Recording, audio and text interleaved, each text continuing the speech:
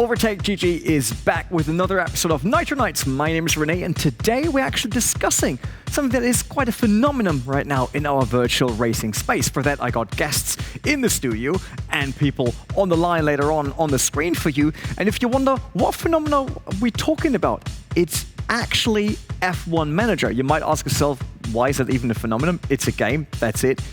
That isn't the entire story, because if we look at Steam right now, or even on content creators and their YouTube pages, it kind of seems that people shifted from F1 22, where they drive their own Formula 1 car, to the F1 Manager, where they just manage one of the F1 cars.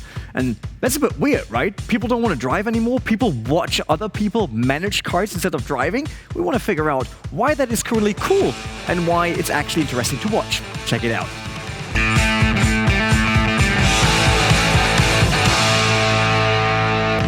Before we do the deep dive on why content creators switch to the management game now from the racing title, let's quickly look at the two games that we're comparing here that are not the same at all. One is a title where you get behind the wheel yourself and drive in a real F1 car in a very good racing title by now, and that always improved over the years, because every single year we had an F1 racing title. Nowadays, they're done by EA and Codemasters. On the side of management titles, the last time that we saw an official licensed F1 management game was the 6th of October 2000, which was back in the days, also done by EA. Then, for years, there were absolutely nothing. F1 racing titles were all up ahead. And then in 2022, boom, Frontier Development came around and did an F1 management game. And that seems to be quite successful, so we want to figure out why that is. For a long time, the Formula game franchise has been carried by the yearly releases of the F1 games, such as F1 22. Excitement and fresh content were the keys to the success of the genre, and the long-time uncontested F1 King filled a comfortable niche between sim and arcade. That untouchable image has, however, taken a few blows recently. The release of F1 Manager 2022 has taken full advantage of many glaring problems the fans of F1 22 voiced. After a takeover by giant publisher EA, many players felt as if the franchise had turned into another way to push microtransactions.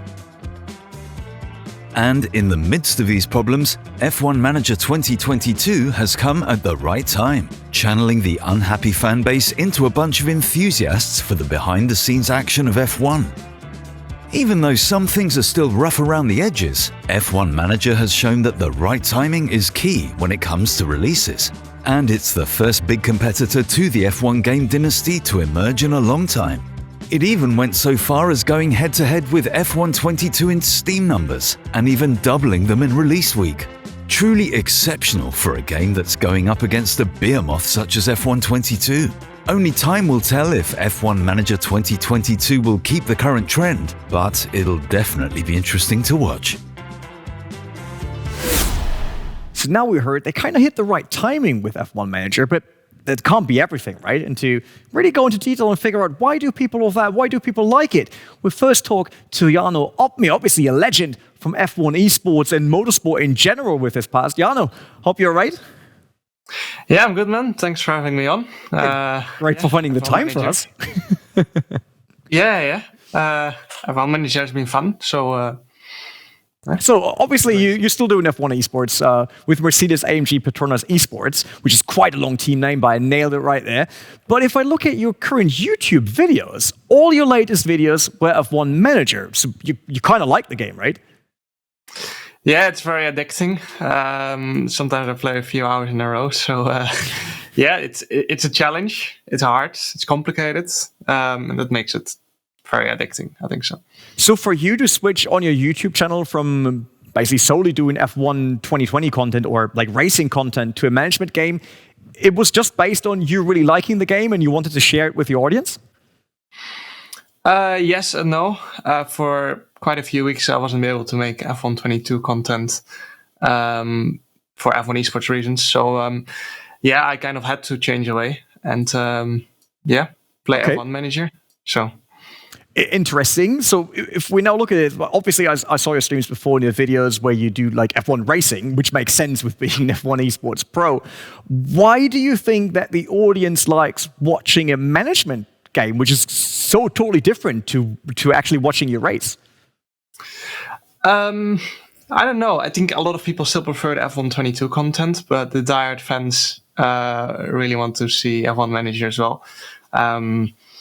Because I think they're interested in how I manage my Williams team. How different is it for you doing these videos? Because normally, let's tone it down now. You jump into a rig, get your wheel, and you just drive.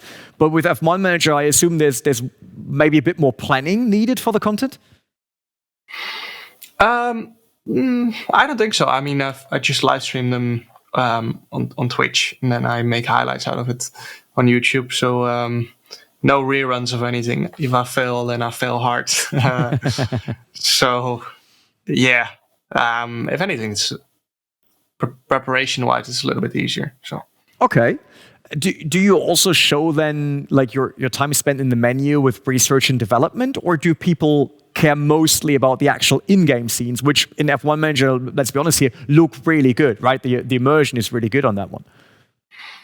No, I show everything. Like I think it's really cool. They put things like CFD time and wind tunnel hour days in there as well, because you don't have that kind of detail on the F1 22 game, because it is complicated and it takes pretty long to understand, even if you are into F1. And it's going to take a few seasons if you're not into F1 before you actually fully understand the game. So that makes it addicting, I think so. What could you see for the future of such a management game? Is there a specific feature or content that you already wish for? No, I think in the future they can go even into more detail. I think there's some very obvious things that are still wrong with the game, but that's only going to be improved for the next few years. I think they have had a lot of feedback already for this game, so they're probably going to work that into the next game. If there's going to be a next game, I've got no idea actually. Yeah, most people obviously wish for the Youth Academy feature to just be bigger, right? Getting your own talents into the car one day. Since we already have you on the show, we're really glad about that here at Nitro Nights. What is your next step for you? Like your personal career, what do we look out for in the life of Jarno Opmeer? Well, I'm still very busy with YouTube, of course. I want to continue doing that and maybe expand it a little bit. I was thinking about maybe creating a Dutch channel, because everything I do is in English, of course, but I am from the Netherlands. So I was thinking about doing that. And of course, I'm going to continue with esports. I think this year I aimed a little bit too high with doing all those competitions. I was doing at some point 6 different competitions, which I think is a little bit too much. So might need to tone that down a little bit and focus on performance a little bit more, rather than trying to win every single thing there is. So I think that's the aim for this year, but also for 2023 mainly. So busy schedule, but sounds like a proper plan to concentrate on the few events to actually be really good at that. Jarno, big thanks for joining us today, and hoping all the best for your future. Thank you. So, we just heard it. It's a bit also about it being very difficult, which is another fact we can add, right? So we have the timing now of the release of the F1 management game. And then we have it is difficult, and maybe that's why people like watching it, and maybe it's also seeing people struggle. I mean, certainly if you saw me playing F1 Manager with the Haas F1 team, I struggled a lot. And points are rare, I would say. But it's fun. But still, we want to look into more of that, and that's why up next we actually bring one of our editorial guys. So if you check out the Overtake.gg website, we also have an editorial team bringing you tutorials, reviews, and esports lookouts for basically everything, and they also cover F1 Manager. So for that, we'll bring Jacob in and discuss with him. Of course, we also have a guest live here on our couch, and this time it's one of our own team. I really like that. Jacob is here from our editorial. What do you normally do for Overtake? Well, so usually I'm writing for the website, proofreading articles for the website, deciding what sort of content we're putting up on there, that sort of thing. Occasionally also proofreading a couple of the scripts for our YouTube videos as well, to make sure that not too much of the German English gets through, shall we say. But yeah, that's usually my role. He was obviously lying. I'm the person who decides whatever content goes anywhere. That's just how it is, to make that clear. All right, Jacob, let's talk about F1 Manager. We just heard Jarno who said it's a fresh, it's a complex game, and that's why people like it. to watch it that often, as there is the chance of failure. Yep. You did the review, obviously, for Overtake. What's your take, first of all, in general on F1 Manager? My take on F1 Manager in general is that it's a very solid foundation, but I don't think it's really the complete article it was presented as being in the build-up to the release. I think a lot of people were very eager to like the game, and yet, if you look at the Steam reviews, it's still sitting at just about 72%. So I think people were willing to give it a long leash in terms of how much they liked it, and for it to only have 72% approval on Steam, I think isn't the best sign in the world, to be honest. However, having said that, it is still a very, very good game, but it does lack a bit of depth, in my opinion. Where do you see that? Is there a specific part where you think they just didn't build it to the standard of the rest, or is it overall? Well, so the obvious answer is with the driver academies, or lack thereof, talent scouting in general, being given everyone's overall before you've even scouted them seems like a very strange decision to me. And then also just things like when you're actually designing the car, you're given a lot of decimal places to give you the illusion of great depth, but I think it's all a bit of smoke and mirrors, really. Okay. Do you think that's still something that could be the fix within this title? Or, I mean, it has a number at the end, right? It's F1 Manager 2022. Or is that something for the next iteration? Well, that's why I say it's a solid foundation, right? Because I think that if F1 Manager 2023 improves significantly upon that and does give you much more in terms of young drivers coming through and all this sort of thing, and also more depth in terms of how you design the car, then it should be great. It really, really is a very, very good foundation for the game.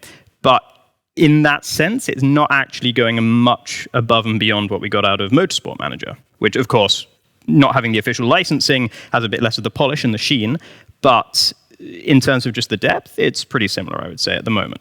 What is it that gets people behind, like in front of the screens then, watching us and watching others play that game rather than watching F1 2020 where they actually drive?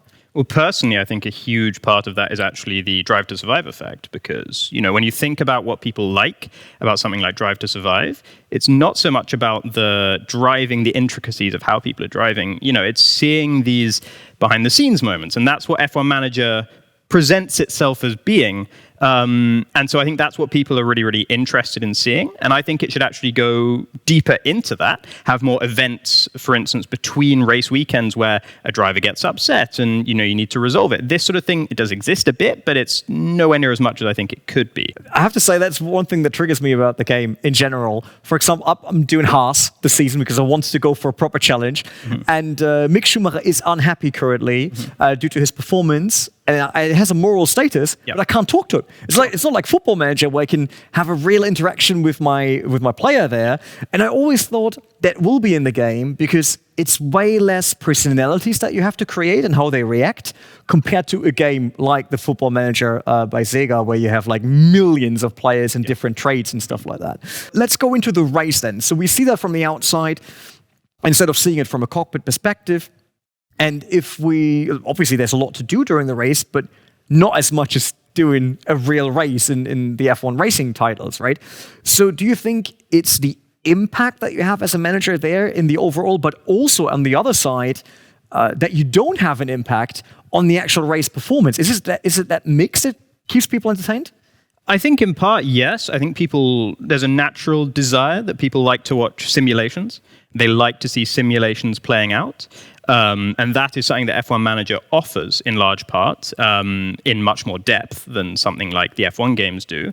And also because you're looking at the whole race, I mean, obviously your focus is on your two cars, but if your two cars are having a boring race and there's an incredible battle for the lead going on up front between Verstappen and Leclerc, you can focus on that as a content creator if your own race is boring. So there is potentially something else to look at. Whereas if you're in F1 22 and you're driving around and you're, you know, in a very comfortable 8th position, but there's no one anywhere near in front of you, there's no one anywhere near behind you, then it can be quite boring because you can't see what's going on elsewhere. So I think it offers a bit more flexibility to avoid a boring experience in that regard. And I think that is one pretty significant advantage from a content creation perspective. Do you think this is just now because it's fresh, and even though there is interaction and the thrilling moments to watch, that it will go down very quickly?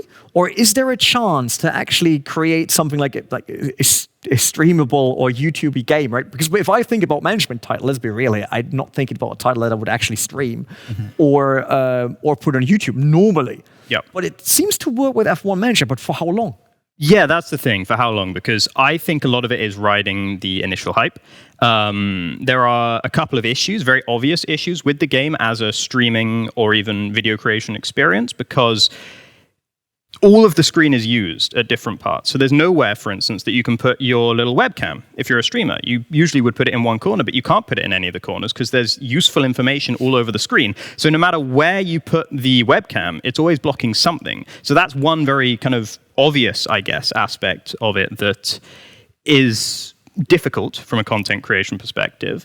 I think one of the reasons that people are very excited to dive into it, though, content creation-wise, is because if you think about it, a lot of these people are F1 YouTubers or F1 content creators. They have one game to work with for an entire calendar year. Well, not a calendar year, but a full year, right?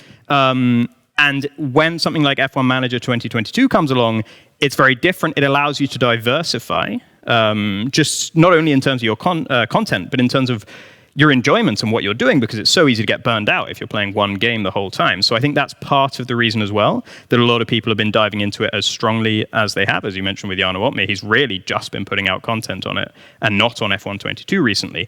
But then, if you look at Jarno Opmeer's content, if you look at episode 10 of his F1 Manager career, it doesn't have the same number of views as his episode 10 of his My Team F1 22 career. So there are some alarm bells starting to ring, I think, yes. To kind of end our discussion, because I think we had a lot of good reasons now as to why it works and might not work in the long run, or it could. What was your career playthrough then? It's like we heard it from everyone today, kind of what they played. I played Haas several times. Which team did you win for? Aston Martin. How many points did you make on your first season? My first season, well, I haven't got to the end of my first season yet, I will say, because the game hasn't actually hooked me in that much as it might have done for some other people. I scored points in a couple of races so far. I'm only 6 or 7 races in, I will say. So, and you already scored a couple of times? Yeah. I had a bad career start.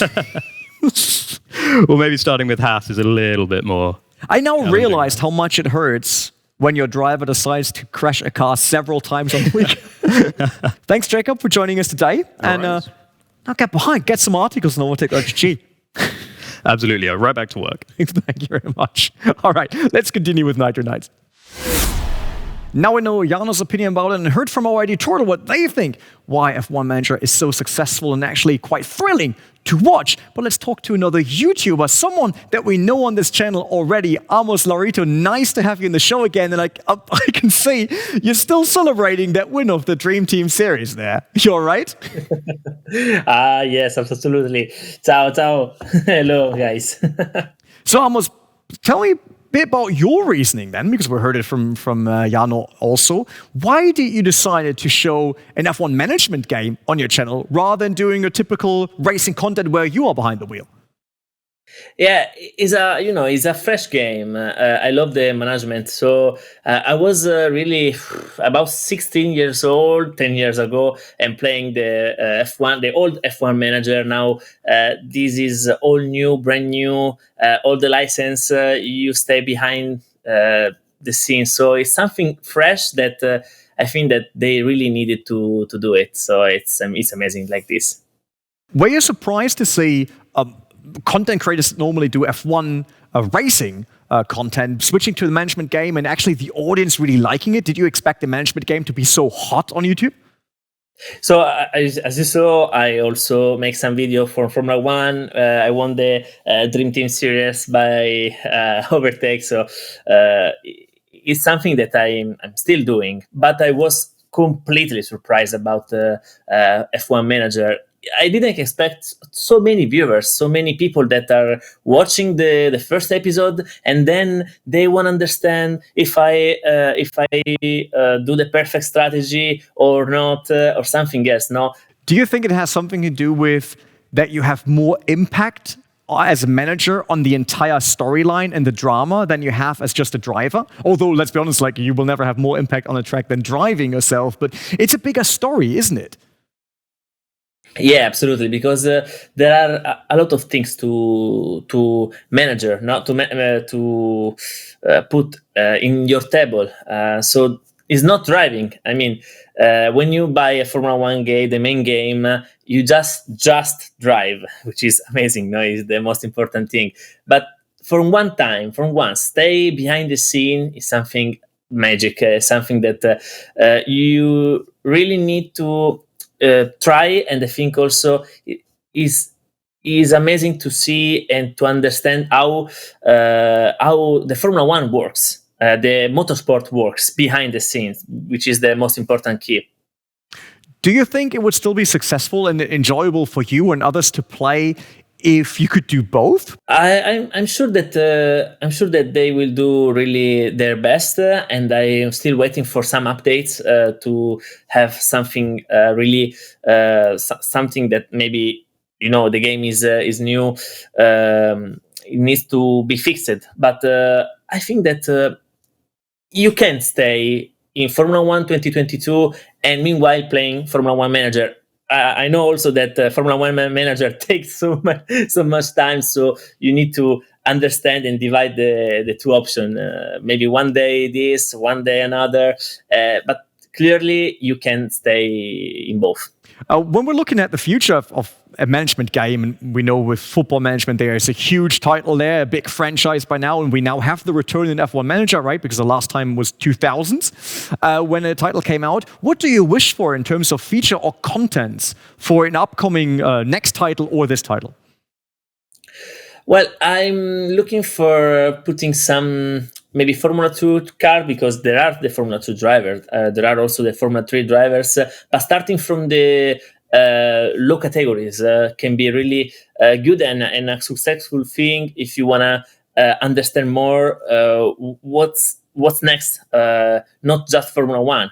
What is the thing that can bring you in the Formula 1. So this is a thing that I'm really looking forward, and for sure, if they can collaborate together and put the game in one, it could be really really good. Let's talk about you for a moment. Let's say we would put on another Dream Team series. Would you return as a reigning champion? Would you defend that title again? I am the king, no? Yes, absolutely. I want it. Yeah, then maybe see that as a soft announcement. Well, maybe I just said too much, who knows? But there could be a Dream Team series, and I will let you know about it. In terms of your own career, now that you do both games, what's the future for your channel? What will be up next for Amos Laurito? Well, for sure, I will move my stuff in a new house. So I will do another. A really new thing for my life, and I will start to streaming more to make some video content. And I'm really looking to bring my house to the championship, because I'm using the house. I know that you are using too the house in Formula One Manager.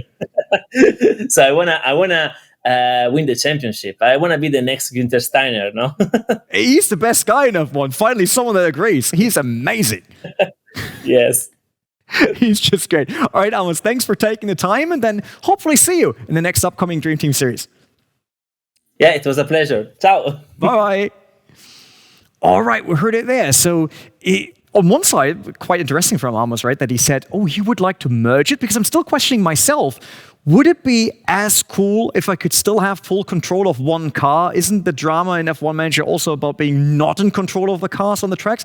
Let me know in the comment section down below if you think that it would be good to mix those two games, basically, and have the chance to also control, as a driver, directly the car in F1 Manager. We heard a lot of reasons as for now why F1 Manager is popular on YouTube. Still doesn't mean that you can't play F1 2020, obviously, or cannot enjoy both. But I think it's very important for us as a scene in total to finally have a management game again that we can all enjoy and really like. This is it for this episode of Nitro Nights. Kind of have to close it at one point, right? But we had so many cool discussions that I would love to keep going, but I would love for you to actually hit the subscribe button, ring the bell, obviously let us know in the comments what you think about F1 Manager, Nitro Nights, whatever. You have a new idea for an upcoming episode? Let us know in the comment section down below as well. Quite easy as it is. My name is Rene, and I see you guys for the next episode.